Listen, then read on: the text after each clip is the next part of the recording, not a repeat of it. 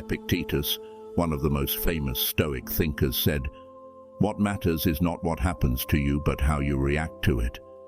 Imagine having this knowledge as a shield against the chaos in the world, especially when dealing with an ego or someone who is hard to get along with. Your best defense against someone who makes you feel bad, like a boss who likes to put you down, or a family member who loves to cause trouble, is to be silent. The Stoics had a secret tool that helped them not only stay alive but also stand tall and steady in the storm. You shouldn't fight fire with fire. Instead, you should arm yourself with Stoic knowledge to protect yourself from the negativity that narcissists love to spread. Today, we're not just going over old ground. We're also using ancient Stoic methods to deal with giants of today.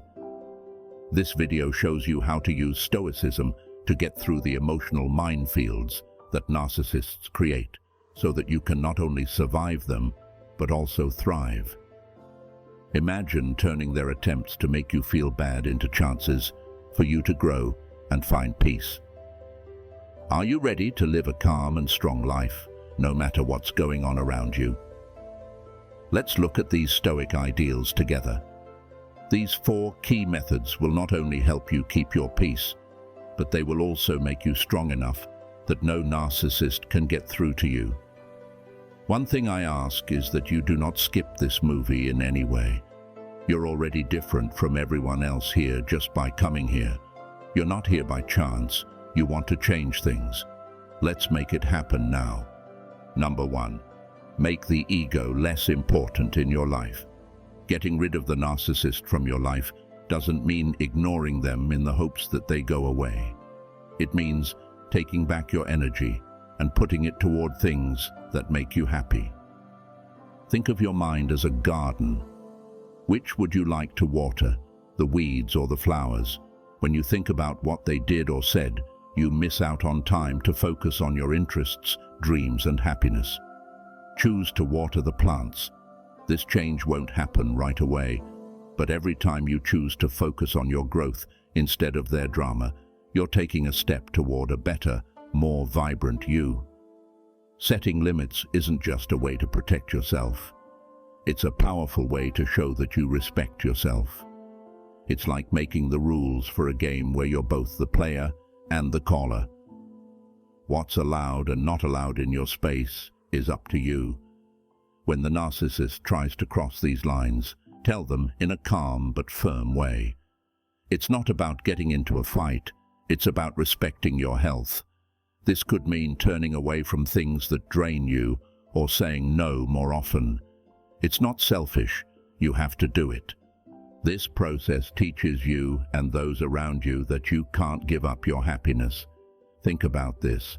Every mean comment or sneaky move an egotistical person makes is like a pebble in your shoe. It's annoying, but you can choose to keep going with it or stop and shake it out. You're not ignoring the problem when you choose to lessen their effects. You're just being very strategic about how you deal with it. Seneca once said, "We suffer more in our minds than in real life." This helps us remember that our fears and hopes can make the pain we feel from dealing with a narcissist worse.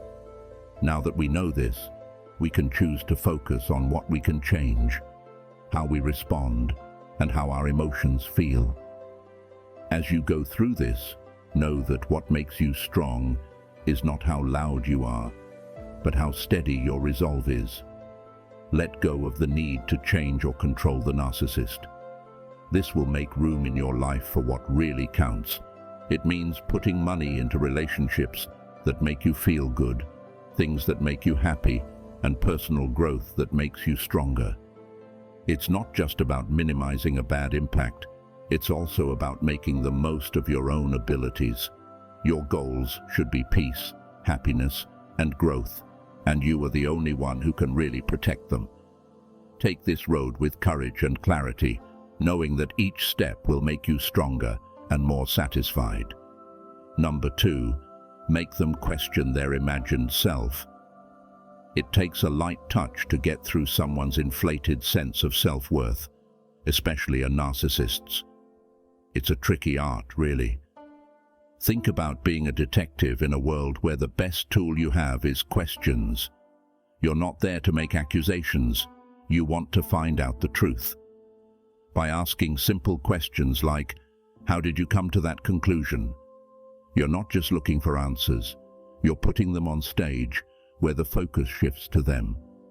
This isn't meant to make them question their skills or accomplishments.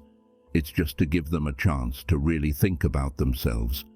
It can lead to deep insights for both of you if you do it with interest and without taking anything personally. To get more in-depth, know that the core of Stoicism is to focus on what we can control. You can't change someone, but you can change how you deal with them.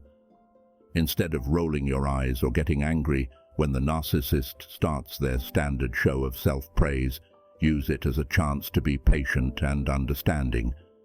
This doesn't mean you're giving up. It just means you're picking your battles carefully. They have the upper hand when you listen to their stories and ask serious questions. You don't have to play by their rules. The point is to keep your peace and protect your inner fortress from their ego. Putting on a mask of detached interest is your defense. Not to dull their shine, but to keep it from making you blind. By kindly questioning their stories, you're not only sabotaging their inflated sense of self, but you're also making yourself stronger. This method isn't a straight attack on their ego. It's a sweet way to get past their illusions. There is a way to peace in this dance of tact and understanding. You're not just getting through the exchange, you're thriving by turning it into a chance for both of you to grow. Knowing how to bring about change through thought, not resistance, is what it means to be truly wise. Remember that the goal isn't to change the narcissist. That would be too hard for most people, but to change how their story affects yours. This subtle but powerful approach comes from the art of attentive awareness, which is something Stoic people do. When you look at things this way, every contact is a chance to learn, grow, and keep your inner peace. You're not just protecting your peace, you're also guiding people who are lost in their own fantasies. This method doesn't just make them less able to control your feelings, it also shows them a way to understand you better and maybe even find out more about themselves. Number 3, try to improve yourself by going to therapy. Being around a narcissist can make you feel like you're stuck in a never-ending loop of bad feelings. But the real game changer isn't going up against someone. It's turning your attention inward, which is where your real power lies. Going to therapy is a quiet but very important step that can change your life. It's about getting the courage to look deep inside yourself and see the dark parts you've been afraid to see. When you go to therapy, you don't fight someone else. You fight for your own peace of mind. It's there that you realize the search for approval from other people is a dream in the desert of self-doubt. Finding the courage to go to therapy is like finding a secret door to growth within yourself. It's not about changing other people, especially narcissists, whose deeds you can't stop. Instead, your attention moves to your inner landscape, which is the only place you really control. Not exactly these words, but the idea is that Seneca once thought that power is not having everything, but appreciating what we have and making good use of it. This knowledge leads us through therapy, where realizing that our problems are only brief makes the way to self-improvement clearer. It's a brave move that requires us to face our weaknesses and turn them into strengths. It's a process of unlearning the ideas that kept us stuck in bad patterns and regaining our freedom. Here, we write our story not as someone else's story, but as our own story, shaped by our values, interests, and happiness. Building a wall of self-worth that no outside force can breach shows how strong we are and how powerful self-reflection can be in changing us. As we begin this journey of therapy and self-discovery, we announce our freedom from the stories that have been told about us. By taking charge of our lives, we can make them fit with our core values. This trip is full of hope. It's a lighthouse that leads us back to our true selves, who are still strong and full of life after all the hard times. Through therapy, we follow the Stoic idea that our best freedom is within us, the freedom to choose how to react, to find inner peace, and to live a life that is true to who we are. This path is a strong statement that we can heal, grow, and do well, no matter what obstacles lie ahead. Before we move on to number 4 on our list, please make sure to like this video and subscribe to our channel. It helps us a lot and costs you nothing. Never miss out on any of our videos about Stoicism and the way you can master your life. Number 4. Keep your mental space safe by keeping your responses in check. Protecting your mind from a narcissist's chaos is like learning how to stay calm when there's a storm going on. It makes them feel powerful to see you lose control, which is what they live for. But here's a secret weapon: you can pick how to react. Choose not to be hurt, and you won't feel hurt, Marcus Aurelius said. You haven't been hurt, so don't feel hurt. Take this into account as you face the attack. Imagine that they are throwing their best curveballs, provocations, tactics, the whole 9 yards, while you choose how to respond and keep the peace. Yet here you are, strong and not moving in the wind. Seeing waves crash against a rock is like that. You know they're there, but they can't make you feel bad. This is the core of being able to control your responses. People don't have to hide their feelings or act like they don't exist. Instead, they have to recognize them, take a step back, and choose not to let those feelings make you happy. Imagine that you are in the calm center of a storm, where nothing can shake you while everything else spins around you. That's the power of being able to control your responses. It's like being a chess master in a world that never stops spinning with this plan. When a narcissist tries to checkmate you with drama, you change your strategy and pick your moves very carefully. There needs to be space between what you do and how you respond to it. The silence that says, "I see you, but I don't play by your rules," is what makes you strong, not the answer right away.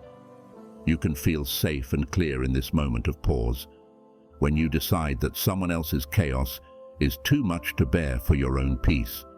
So, how are you going to make this happen? Be aware and stubborn at the same time. Take up the Stoic practice of reflection and make it a ritual, not just a job. Use it as your daily protest against the noise.